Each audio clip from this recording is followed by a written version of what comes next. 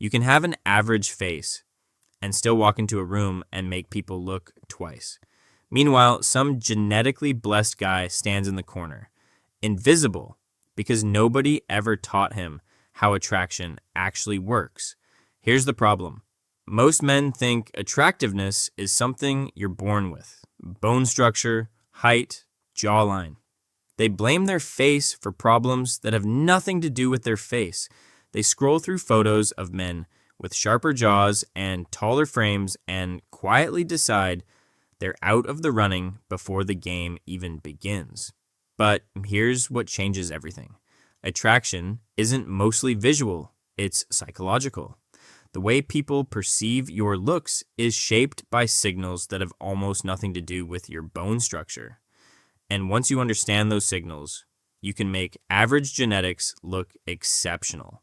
That's what this video is about. Not tricks, not filters. The real psychology behind why some men look magnetic and others look forgettable, regardless of what they were born with. Let's start with the first thing nobody tells you. Posture changes your entire face. When your shoulders are slumped and your neck is pushed forward, your jaw looks smaller, your eyes look tired, and your whole presence shrinks. Stand up straight, pull your shoulders back, keep your chin level instead of dropped, and the same face suddenly reads as sharper, more confident, more dominant. This isn't opinion. Posture affects how light hits your face and how your features sit in relation to each other. Bad posture is basically a free downgrade you're giving yourself every single day. But here's what most men never realize. The way you carry your body is also a signal of status. Slouching reads as low energy, low confidence, low value. Standing tall reads as someone who takes up space because he's earned the right to. People register that in under a second before they even process your actual features. Researchers who study first impressions have found that posture and body language get processed by the brain faster than facial details. Your face is judged through the lens of your posture, not separately from it. Next, let's talk about expression, because this one is brutal. A lot of men walk around with what's called resting tension. Tight jaw, eyes slightly squinted like they're stressed or annoyed. It's not anger, it's just habit, but other people read it as unapproachable, cold, even unattractive. Now, compare that to a relaxed face. Soft eyes, slightly open expression, the kind of look that says, I'm comfortable in my own skin. Same bone structure, completely the different impression. And here's the part that surprises people. Relaxed confidence reads as more attractive than intensity, because intensity signals insecurity trying to prove something, while relaxation signals a man who doesn't need to prove anything. That difference alone can outweigh actual facial symmetry. Think about the calmest man you know. He's probably not the most conventionally good-looking guy in the room, but people gravitate toward him anyway because his face isn't fighting against itself. Now let's get into grooming, because this is where genetics gets exposed the most, but also where it gets fixed the fastest. Skin texture matters more than face shape. A clean, well-moisturized, even-toned face will beat a perfect bone structure with bad skin every time. Same with eyebrows. Nobody talks about this, but unkempt eyebrows age your whole face and make your eyes look smaller. A simple haircut that matches your face shape can change how attractive you look more than any other single decision you make. Most men have never once asked a barber what cut actually suits their face. They just get whatever's trending. Here's the mistake almost every guy makes. They focus on getting a face like someone else's, instead of optimizing the face they already have. You're not trying to look like a model. You're trying to look like the best, sharpest, most put-together version of yourself. That mindset shift alone changes everything, because chasing someone else's face is a losing game, but maximizing your own face is a game you can actually win. But here's where things get interesting. Attraction isn't just visual, it's behavioral. How you move is part of how you look. Fast, jerky, nervous movements signal anxiety. Slow, deliberate movements signal control. Watch any man who naturally commands a room. He doesn't rush. He sits down like he owns the chair. He makes eye contact without darting away first. He doesn't fidget with his phone every 10 seconds because silence makes him uncomfortable. None of that requires good genetics. It requires self-awareness and practice. This is the realization most men never have. You've been trying to fix your face when the bigger problem was your energy. People aren't attracted to a face in isolation. They're attracted to the entire presence attached to that face. Confidence, calmness, social ease, those things physically change how attractive your features appear because the brain doesn't separate how someone looks from how someone makes you feel when they're in the room. Let's talk about style next because this is one of the fastest wins available to any man. Clothes that actually fit you will outperform expensive clothes that don't.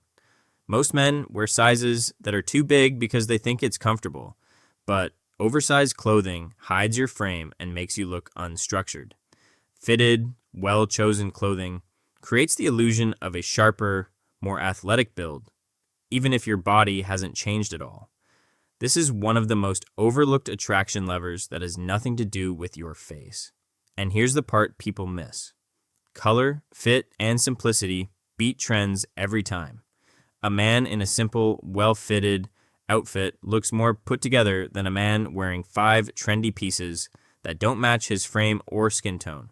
Simplicity reads as intentional. Intentional reads as confident. Confident reads as attractive. You don't need a closet full of clothes.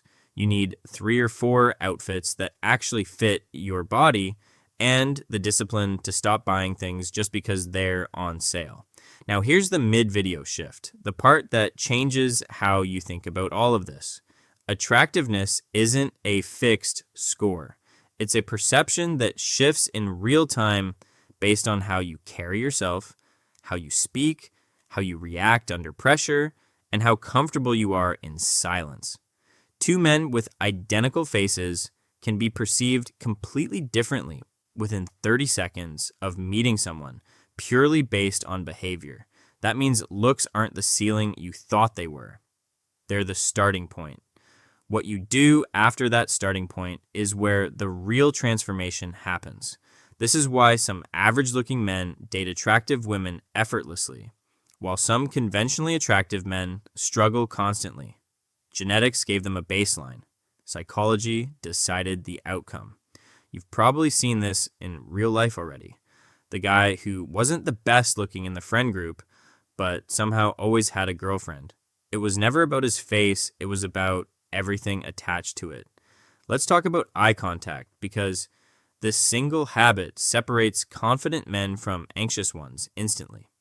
Most men either avoid eye contact completely, or they overcorrect and stare too intensely.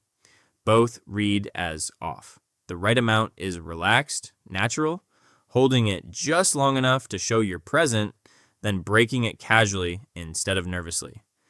This single skill can make an average face look magnetic, because eye contact is one of the strongest nonverbal signals of confidence that exists. Most men avoid it because eye contact creates vulnerability, and vulnerability feels risky, but that risk is exactly what makes it powerful. Let's also discuss voice, because almost nobody mentions this one. A weak, fast, mumbled voice undercuts even the sharpest face in the room. Slowing down your speech, lowering your volume slightly, and finishing your sentences instead of trailing off, these things signal control. Men who speak slowly aren't doing it because they're naturally calm. Most of them train themselves to do it because they realized rush speech reads as nervous, and nervous reads as low status. Your voice is part of your face, whether you realize it or not, because people experience you as a whole package, not a photograph. Here's the mistake guys make when they finally start working on themselves. They try to change everything at once. New haircut, new wardrobe, new gym routine, new personality, all in 1 week. It burns them out and nothing sticks. The men who actually transform pick one or two things, master them, then move to the next. Posture this month. Grooming next month. Wardrobe after that. Slow compounding changes beat dramatic short bursts every single time. That's the real difference between guys who stay average and guys who level up. It's not talent. It's not genetics. It's consistency applied to the right things, instead of motivation applied to everything at once. The men who look effortlessly attractive aren't winning a genetic lottery. They're running a system most guys never bother to learn. And now you know it too. If one of these points hit different for you, drop it in the comments. I want to know which one. And if you're serious about becoming the most respected, most confident version of yourself, subscribe, because this is just the beginning.